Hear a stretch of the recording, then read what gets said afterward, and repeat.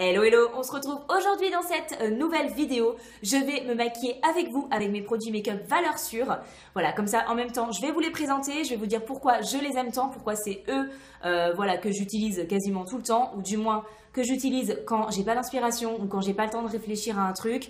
Je suis sûre que voilà, ils vont matcher déjà ensemble et ils vont surtout matcher avec mon teint et ma peau.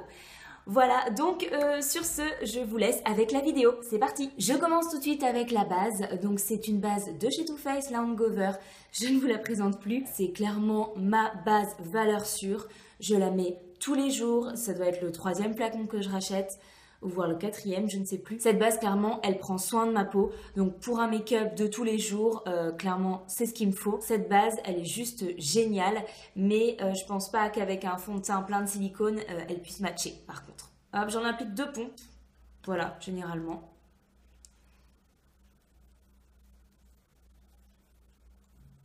Ensuite, je passe à mon fond de teint. Je présente un fond de teint à petit prix de chez L'Oréal que j'adore, je le rachète régulièrement. Donc c'est le fond de teint Accord Parfait. Moi j'ai la teinte 1.5N lin qui correspond parfaitement à ma carnation. Et si vous voulez une couvrance moyenne avec un fond de teint qui ne se voit pas du tout sur la peau pour la journée, clairement testez celui-ci, vous ne serez pas déçus. Donc moi, comme je cherche relativement de la couvrance, je mets une pompe pour commencer. Je vais l'appliquer sur tout le visage.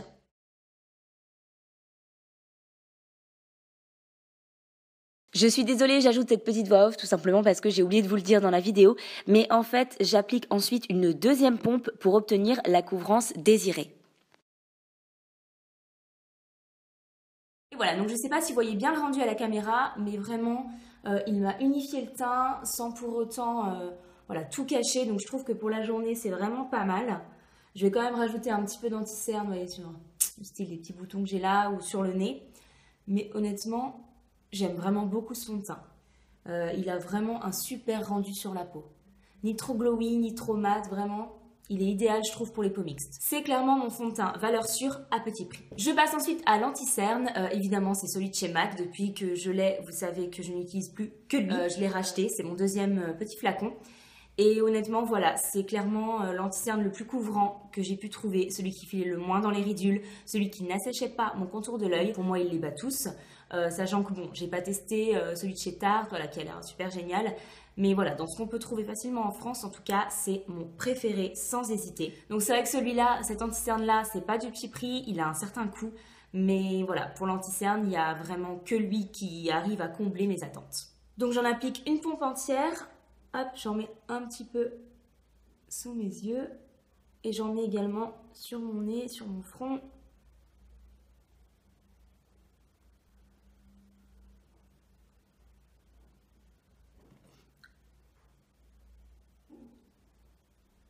Ensuite, j'utilise donc ma poudre de chez MAC pour poudrer le dessous de mon œil. Donc, c'est la Studio Fix Perfecting Powder.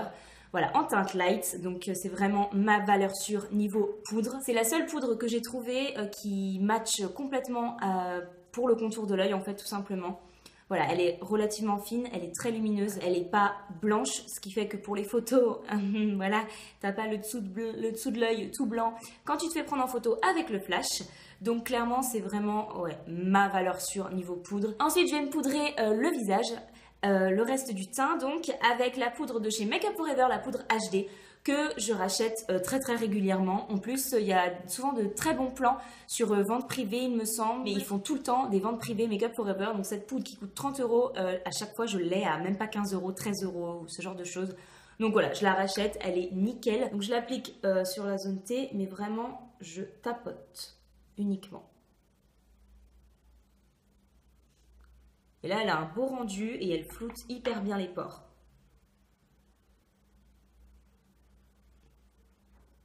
Donc ouais, clairement, cette poudre-là, j'ai essayé d'autres poudres translucides, mais finalement, je reviens toujours vers elle parce que je trouve que elle floute vraiment bien les pores. Tout simplement, c'est vraiment ce que j'aime dans cette poudre. c'est que elle a vraiment une action sur mes pores. Par contre, il faut vraiment tapoter. Sinon, je trouve qu'elle fait un effet de matière relativement bizarre sur le teint. Je saurais pas trop expliquer. Dans tous les cas, voilà, surtout bien tapoter cette poudre et honnêtement, c'est un petit bijou. Ensuite, je prends mon bronzer valeur sûre de tous les temps, le Marc Jacobs. Vous le savez, je ne vous le présente plus également. J'ai une super nouvelle, je vous l'ai dit sur les réseaux. Je sais pas quand est-ce que je vais poster cette vidéo, mais du moins quand je la tourne, ça fait quelques jours. En fait, ce bronzer-là est revenu chez Sephora France en édition limitée pour l'été. Marc Jacobs l'a ressorti, exactement le même, mis à part le packaging, puisque à la place que ce soit écrit en argenté et le petit bouton pour ouvrir en argenté, c'est en rose gold, donc encore plus beau. Donc clairement, si vous n'avez pas pu l'avoir l'année dernière, foncez dessus. Moi, je sais qu'il y a déjà 3 de mes copines, dès qu'elles ont eu l'info, elles sont au taquet, elles attendent pour l'acheter. Ouais, clairement, ce bronzer-là, c'est juste une tuerie.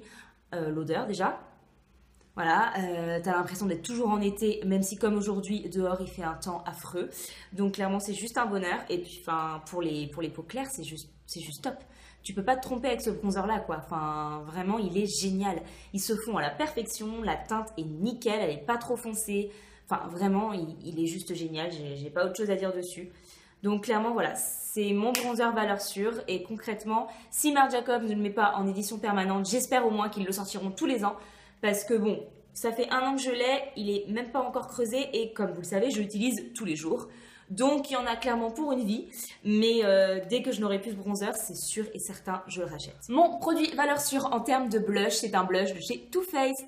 Donc c'est de la gamme Sweet Heart Perfect Flush Blush. Sparkling Bellini, tout simplement la teinte. Donc voilà, il se présente comme ceci. Donc c'est un blush qui peut faire peur d'un premier abord parce qu'il est pêche, voire un petit peu orangé. Mais clairement pour ma carnation c'est juste top, tout simplement parce que j'ai tendance à avoir des rougeurs et des petits boutons au niveau de mes joues. Et de mettre un blush pêche, ça n'accentue pas du moins l'effet rougeur, alors que de mettre un blush dans les tons roses, au contraire ça va accentuer mes rougeurs. Donc voilà, j'aime beaucoup les blushs pêche pour cette raison. Je trouve en plus que ça donne vraiment bonne mine. Donc c'est un blush plutôt irisé.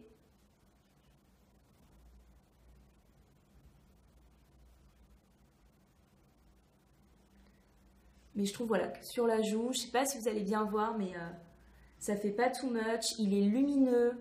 En même temps, voilà, il marque pas mes rougeurs. Vraiment, je le trouve juste sublime.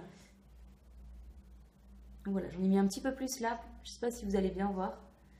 Comme je dois sortir après, je vais pas non plus trop abusé, n'est-ce pas? Voilà pour le blush. Ensuite, je passe à l'highlighter. Et s'il y a un highlighter voilà, qui, je trouve, passe mais partout, c'est un highlighter de chez MAC et c'est le Soft and Gentle de la gamme Mineralize Skin Finish. Donc c'est un highlighter plutôt dans les tons rosés, il est légèrement marbré. Il en fait pas trop et en même temps, on le voit, il est là. Vous savez que moi, les highlighters trop discrets, c'est pas trop mon truc. Donc je vais pas dire qu'il se voit pas ou qu'il est vraiment très naturel, ce serait mentir. Mais voilà, il en fait pas trop, je trouve, et clairement, je trouve qu'il passe avec vraiment tous les make-up. Il est lumineux, et voilà, sans en faire trop. Il a un rendu hyper lumineux, comme vous le voyez, mais pas pailleté, donc il passe vraiment partout cet highlighter. Quand je suis dans le doute, je ne sais pas quoi mettre, je me tourne très régulièrement vers lui, parce que je sais très bien qu'il va m'aller, peu importe le make-up que j'ai fait, peu importe ma peau, si ma peau est plus ou moins granuleuse, plus ou moins belle en ce moment. Voilà, quand la peau est pas hyper jolie, dans certaines périodes du mois, si j'ai 2-3 boutons déshydratation, voilà, il va pas forcément les marquer.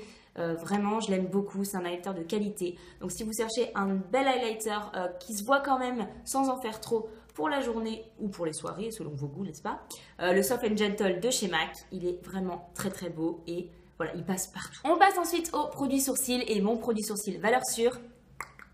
Pas de surprise, c'est le Deep Brow de chez Anastasia Beverly Hills. Depuis que j'ai découvert ça, ça a juste révolutionné ma vie. Sachant que comme vous le voyez, mes sourcils voilà, sont juste très peu existants. Voilà, c'est de naissance, c'est comme ça.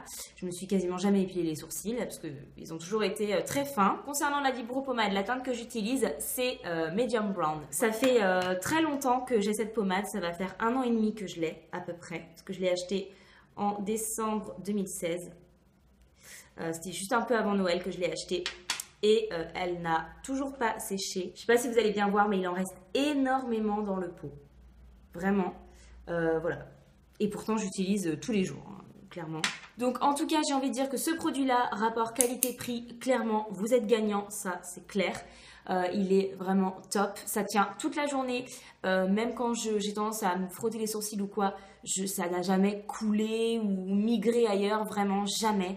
C'est vraiment un produit que je trouve top. J'ai l'impression que on l'applique, c'est très très crémeux, qu'il a tendance à moitié à sécher un peu, mais il n'y a pas du tout l'effet cartonné sur vos sourcils. Je la sens pas, quoi, comme si j'avais rien.